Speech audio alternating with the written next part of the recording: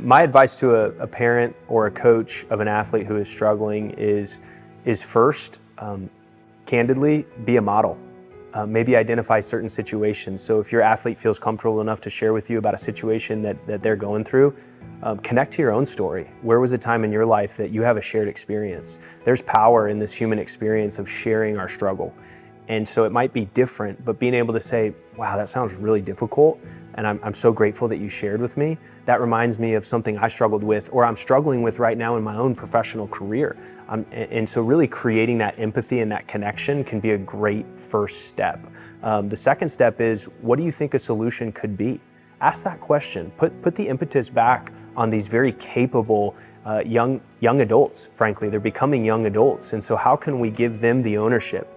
Hey, I'm in this with you, number one, letting them know you're alongside. Number two, I may not have the answers, but number three, what are some possible solutions that we think we could do for this? And so often I think as a parent or a coach, you feel like you have to have it all figured out.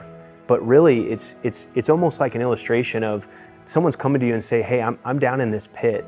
And going to that person and say, hey, I maybe can't get you out of the pit, but I'll jump down in there with you and we'll figure out how to get out together.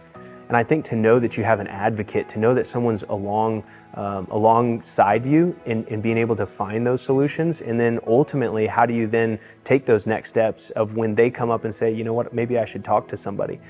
How can you help them find the resources that are needed to be able to have those types of conversations with the trained professionals at that point in time?